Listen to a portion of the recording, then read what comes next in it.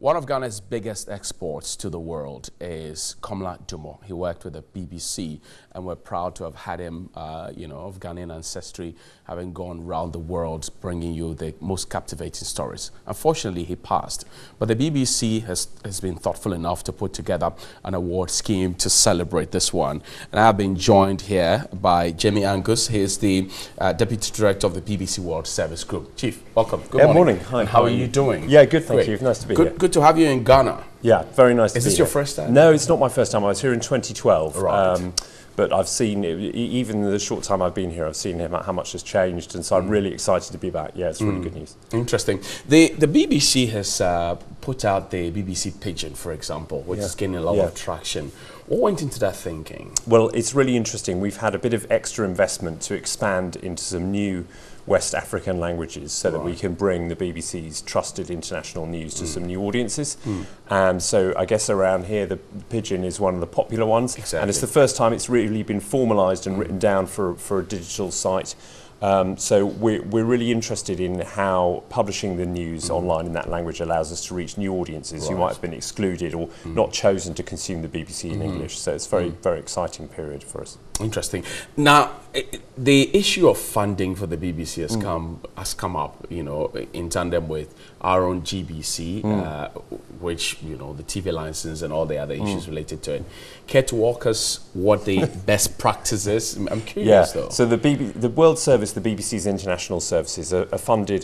Some of it's funded by the UK government, and some of it's funded by our licence fee payers inside Britain. But whichever part of that is paying for the World Service, whether you're listening to the World Service in English on the radio or, say, reading the Pigeon service, you get the same editorial independence. So we do take some government funding, but we're a completely editorial independent, and we have a kind of model of being a trustworthy and independent state broadcaster that others want to copy. Do you run any commercials aside? I mean, are you strictly a public broadcaster? No, so we have a public service element, but for example, if you watch the BBC World News channel here in Ghana, you'll see advertising on it, so that is commercialised, but the World Service Radio is not, and the additional investment for the new West African languages has been government investment. I don't know if you followed the issues here about our own set of challenges with the TV license, and perhaps the Director General has been asked to go and all of that. What is international best practice? What we can learn from you? Well, it's interesting. Every country finds its own way, right? So some countries don't really have strong state broadcasting institutions. Other, you get a charge on your electricity bill. Other ones you have to pay up front. Everyone's got their own way of doing it. But I think the BBC has been around for almost 100 years now, and that sort of principle in the UK of everyone paying a little bit towards it. Everyone, I like to explain that everyone in Britain owns the BBC, and it's owned by every person in Britain. And that's a really good way of having a consensus behind the public broadcaster, that everyone is a shareholder in it, if you think of it that way. I see, interesting. So in light of that, the collection of TV licenses, for example, here in this country is a long haul and quite a tough task for the state broadcaster. How do you go about it in the UK?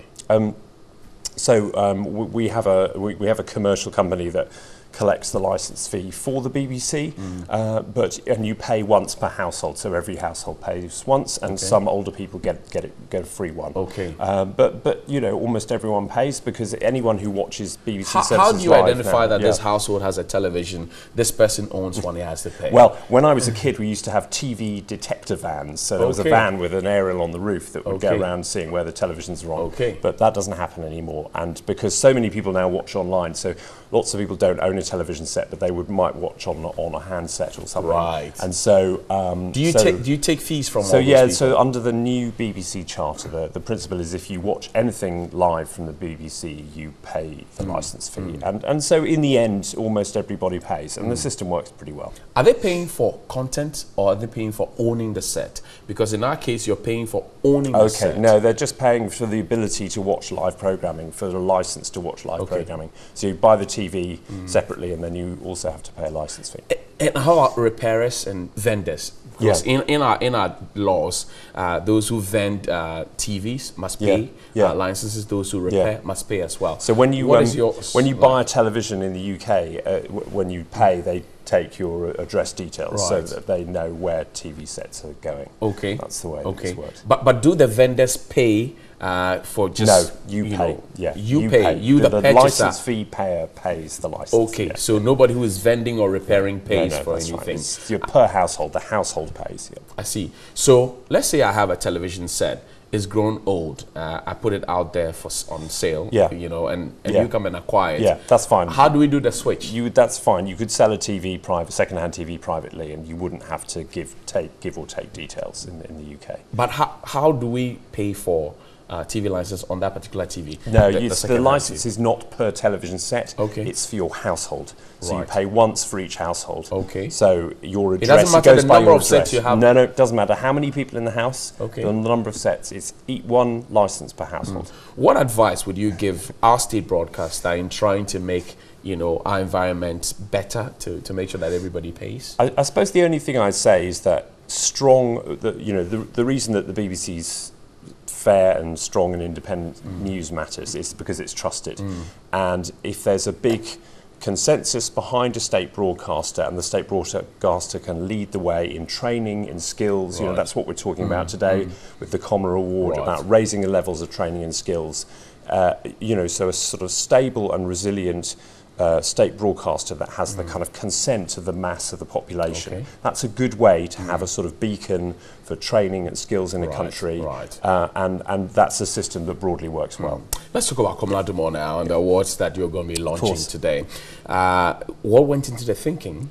Well, we wanted something permanent to come out of the great sadness of Komla's early death, and we wanted to be able to make a contribution back to young journalists starting out in African countries, and so the Commer Award, which is a 3-month bursary to train an African journalist with the BBC in London, is now entering its 4th year, and we're launching the award today and asking for submissions from any African journalists who want to apply.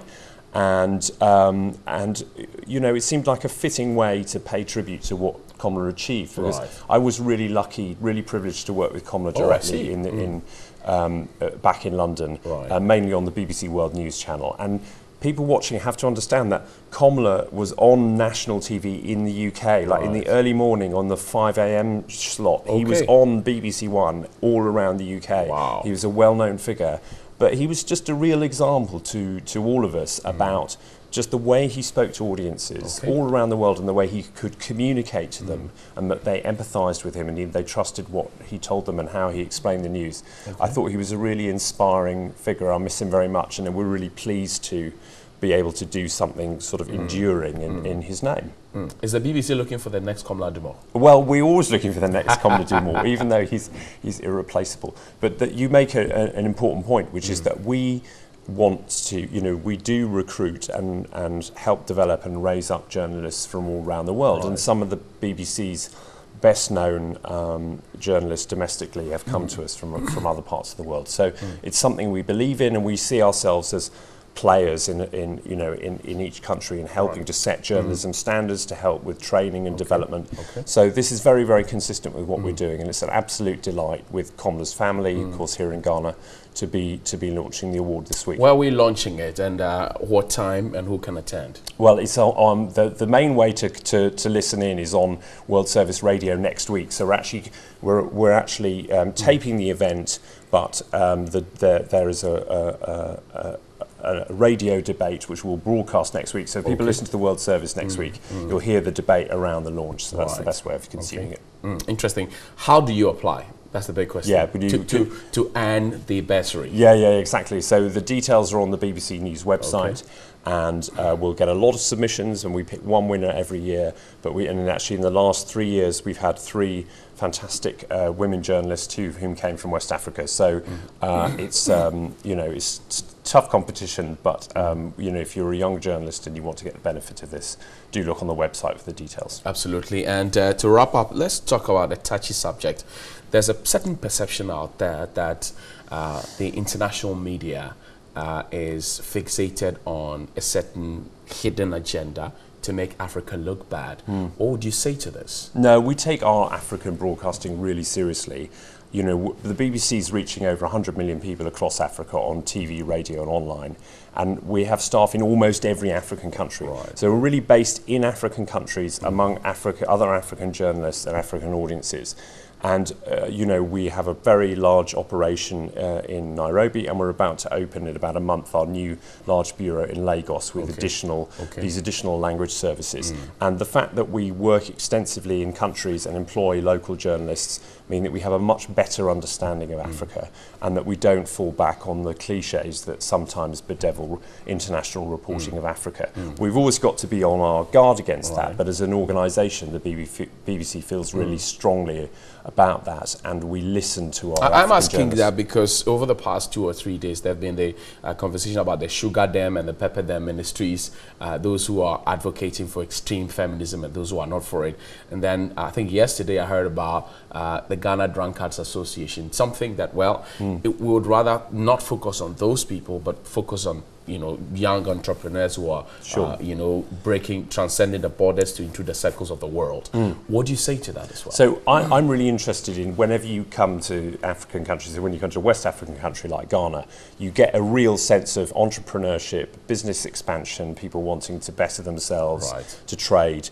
And to better their economic situation for them and their families. And that's something that comes across really strongly whenever you're in West Africa, and I think that has to be part of how we report. So later this year we'll be launching new business-orientated programming that specifically looks at the African business scene, and we'll be broadcasting that on partner stations here in Ghana, and people will see how the BBC has a better and more sophisticated understanding of how important it is for people to grow economically, and that part of Africa's business story. I thank you very much. Lovely. Good to see you. Angus is the director of the BBC World Service Group and has joined us here on New Day.